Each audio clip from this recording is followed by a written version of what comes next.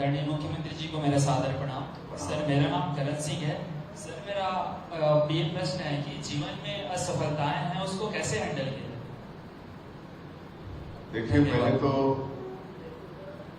आप सभी को हम बहुत बहुत बधाई देना चाहेंगे, शुभकामनाएं देना चाहेंगे कि आज आप लोगों को ये नया कह सकते हैं, पुरानी भवन को रिनोवेट करके आप लोगों को ये नया वाचनालय लोकार्पित किए हैं।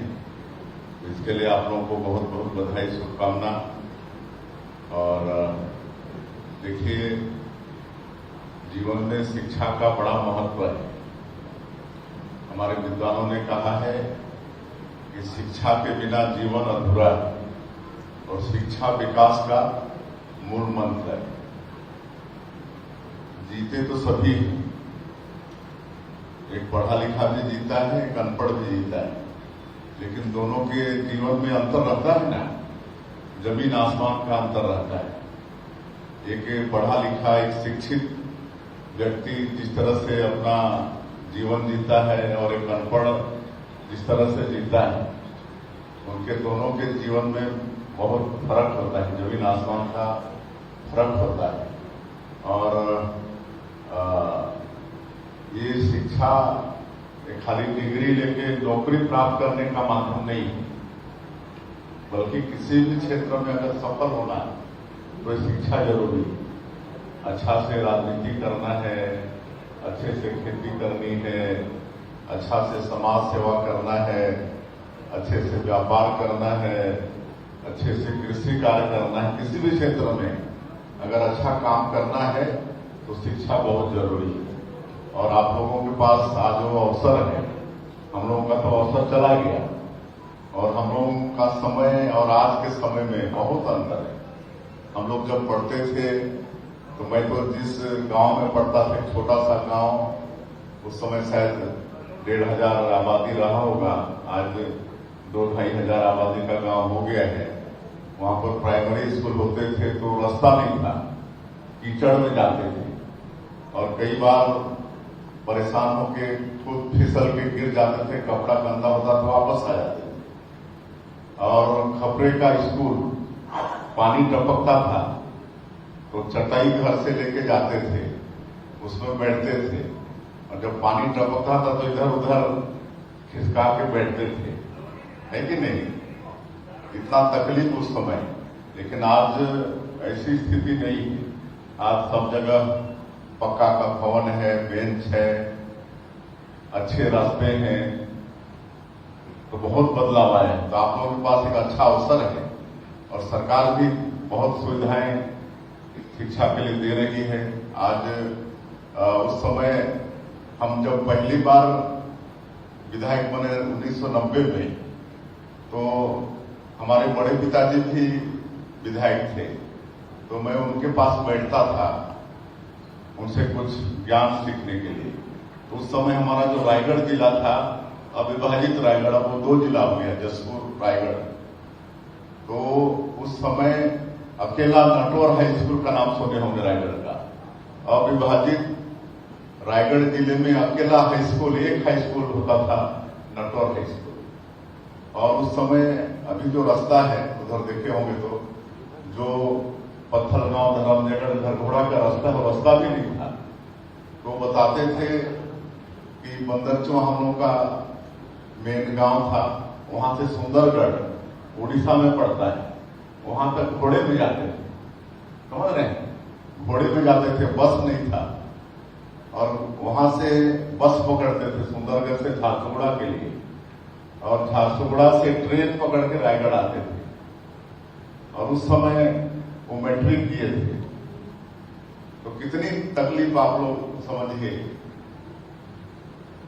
उस समय। और आप तो आपके 10 किलोमीटर 12 किलोमीटर में आपको कॉलेज मिल जाता है।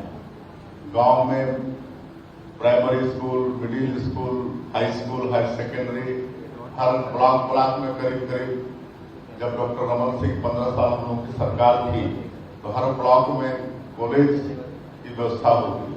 तो ये अवसर, ये सब मैं इसलिए कह रहा हूं कि एक अच्छा अवसर आप लोगों के पास आए हर तरह से। हम जब सोचते हैं अपने समय की और आप लोगों के समय की, तो बहुत मतलब फर्क है, जमीन आसमान का फर्क है। तो इस समय एक बार आता है, इसलिए इसको व्यर्थ नहीं गंवाना चाहिए। माता पिता भी बड़े उम्मीद लेके बच्चों को पालते पोसते हैं, पढ़ाते लिखाते हैं, और जीवन में कभी निराश होना ही नहीं चाहिए। किसके भाग्य में क्या है कोई कह नहीं सकता, है कि नहीं। इसलिए जो अभी आप लोगों के पास पढ़ाई का अवसर है, इसका भरपूर फायदा उठाइए, कभी निराश मत होइए। और कुछ सपना आपके माता पिता का होगा, आपका भी कुछ सपना होगा, परिश्रम करेंगे तो निश्चित रूप से वो मंजिल आप लोग पाएंगे।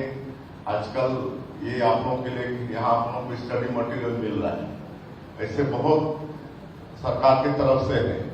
एक प्रयास नाम की संस्था चल रही है, जिसमें जो टैलेंटेड बच्चे हैं, विशेषकर ग्रामीण क्षेत्रों के भी, उनका भी चयन करके उनको आवासीय रख के वहाँ टीचर वीचर की व्यवस्था करके आज काफी रिजल्ट अच्छा आ रहा है। उसके कारण 10, 12 में जो टॉपर आ रहे हैं, ज्यादातर प्रयास के बच्चे आ रहे हैं। उसके अलावा क्या बोलते हैं, इस तरह से वाचनालय हम लोग रायपुर में, हम जब पहली बार मुख्यमंत्री बन के आए तो एक दिन हमारे वित्त मंत्री हमको ले गए वहां पर, ओपी चौधरी जी, वो खुद IAS हैं, आपको मालूम है। रायपुर जैसे जगह के कलेक्टर रहे, लेकिन जनसभा के कारण कलेक्ट्रेट छोड़ के आज विधायक है और हमारे प्रदेश के वित्त मंत्री हैं। तो उनके साथ हम गए तो देखे 2500 बच्चे उसमें पढ़ रहे हैं। नालंदा परिसर वहां पर बताए कि ये 24 घंटा खुला रहता है, 7 दिन सप्ताह में 24 घंटा खुला रहता है। और वहां पर ऑफलाइन ऑनलाइन सारा स्टडी मटेरियल है। जो भी आप लोग जैसे कोई प्रतियोगी परीक्षा में बैठना चाहते हैं, उनके लिए मात्र एकदम नॉमिनल शुल्क में 200 रुपये और 500 रुपये के शुल्क में वहां सारा चीज उपलब्ध हो जाता है, जैसे आपका यहाँ पर उपलब्ध हुआ है। वैसे ही फिर बोले कि 2500 वेटिंग है, तो हम तुरंत बोले कि कौन यहाँ पर करिए। फिर अभी हम लोग सब जिलों में कर रहे हैं, सारे जिला हेडक्वार्टर में, कहीं 500 सीट का, कहीं 250 सीट का, जैसा जगह देख के ऐसा कर रहे हैं, ताकि आप लोगों को किसी भी तरह से कोई परेशानी नहीं हो। हर व्यक्ति, हर लड़का दिल्ली या कोटा नहीं जा सकता कोचिंग के लिए। तो हम लोग जहां तक प्रयास कर रहे हैं कि अपना जिला हेडक्वार्टर में भी या उससे भी नीचे स्तर में हम लोग ये सारा सुविधा हम लोग को उपलब्ध कराएं। वैसे दिल्ली में एक ट्राइबल यूथ हॉस्टल है, द्वारका के सेक्टर 18 में, वहां पर पहले 80 सीट का वो हॉस्टल था। अभी हम लोग सरकार में आने के बाद उसको 200 कर दिए। हालांकि भवन में उतनी व्यवस्था अभी नहीं है, आगे करेंगे, लेकिन कहीं भी बाहर रह के लड़का पढ़ेगा तो उसका जो भी हाउस रेंट वगैरह होगा वो सब हम लोग देंगे। तो ये सब जितना हो सकता है वो अपनी तरफ से कर रहे हैं। तो अवसर है आप लोगों के पास, निराश तो कभी होना ही नहीं चाहिए, उम्मीद लेके आगे बढ़िए। निश्चित रूप से सफलता आप लोगों के कदम चूमेगी। बहुत बहुत धन्यवाद। निश्चित रूप से नालंदा विद्यालय, आपने जो वाचनालय पूरे प्रदेश के हर जिले में स्थापित करने की एक कार्य योजना जो बनाई है, वो छत्तीसगढ़ सरकार की बहुत महत्वाकांक्षी योजना है और बच्चों को बहुत फायदा होने वाला है। मैं एक अगला सवाल लेना चाहूंगा। माननीय मुख्यमंत्री जी को मेरा सादर प्रणाम। मेरा नाम दीपक बघेल है। सर, मेरा आपसे क्वेश्चन ये है कि आपके अनुसार हमारे अंदर नेतृत्व करने के लिए कौन से गुण होने चाहिए? तो देखिए, मैं प्राइमरी स्कूल में एक श्लोक हमको याद आ रहा है, एक आदर्श विद्यार्थी में क्या गुण होना चाहिए। तो शायद बहुत पुरानी बात है, तो शायद हम उसको ठीक से बोल नहीं पाए। तो एक था, काक चेष्टा को ध्यानम स्वान निंद्रा तथेव च अल्पाहारी गृह त्यागी विद्यार्थियों पंच लक्षणम, है ना। अभी आप लोग विद्यार्थी हैं, तो एक आदर्श विद्यार्थी के 5 लक्षण होना चाहिए। काक चेष्टा, काक मतलब समझ रहे हैं ना, कौवा, और चेष्टा उसका, जैसे कहीं आजकल कौवा ज्यादातर शहरों में ही मिलते हैं, कहें कि वहीं पर उनको कुछ अनाज उनाज ये सब मिलता है। लेकिन भीड़ भाड़ में कहीं बैठा है तो बार बार वो प्रयास करते हैं। कोई अगर रोटी का टुकड़ा गिरा है या कोई है तो आदमी आ जाते तो फिर उड़ जाता है, फिर पकड़ने का प्रयास करता है। तो काग जैसे चेष्टा आप लोग का होना चाहिए। जो सपना देखे हैं, जो लक्ष्य आप लोग लेके चल रहे हैं, उसको पकड़ने के लिए, उसको हासिल करने के लिए तो वही जैसा बार बार चेष्टा करना चाहिए। काग चेष्टा वको ध्यानम, वक मतलब बगुला होता है। आप लोग देखते हैं बगुला का भोजन क्या होता है? मछली, मेंढक। और जहां भी पानी होता है, नदी तालाब किनारे बैठे रहते हैं बगुला, है ना, और देखते रहते हैं कब मेंढक कोई मछली तो तुरंत पकड़ लेते हैं। तो वैसे ध्यान होना चाहिए, जो आपका लक्ष्य है उस पर बगुले जैसे ध्यान होना चाहिए। काग चेष्टा को ध्यान, स्वान निद्रा, स्वान मतलब कुत्ता।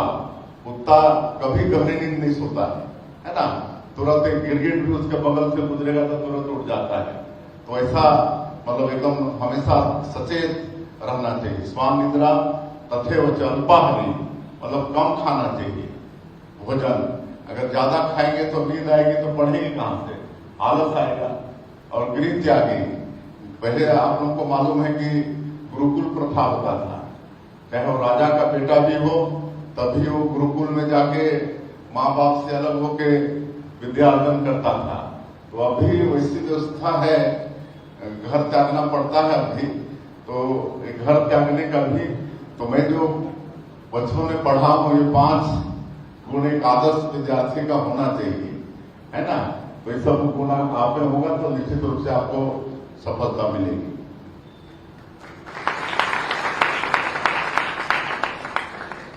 तीसरा सवाल सर। माननीय सीएम सर को मेरा सादर नमस्कार। सर, मेरा नाम सती प्रभा साहू है और आपसे मेरा प्रश्न है कि आज के युवाओं को सोशल मीडिया के लत से कैसे बचाया जाए? देखिए, अब तो स्वयं से बच सकते हैं। किसी भी चीज का 2 पहलू होता है, लाभ और हानि। हर चीज का अपवाद भी रहता है। तो आज मोबाइल है, ये डिजिटल युग में हम लोग हैं, तो बहुत कुछ अच्छा भी है, बहुत कुछ बुरा भी है। तो हमारा तो ये आग्रह होगा कि उसमें जो अच्छाई है सोशल मीडिया में, उसको आप लोग ग्रहण करें, और जो अच्छाई नहीं है उसको आप लोग त्याग दें। इसके लिए तो आप स्वयं जिम्मेदारी तय कर सकते हैं ना, आपके ऊपर ही है कि किसको लेना है, किसको नहीं लेना है। जैसे पानी से क्या बोलते हैं, बतख वो दूध को ही लेता है, पानी को छोड़ देता है कि नहीं। तो उसी तरह से अच्छाई को ही आप लोग ग्रहण करें, बुराई को त्यागें, उधर देखें भी नहीं।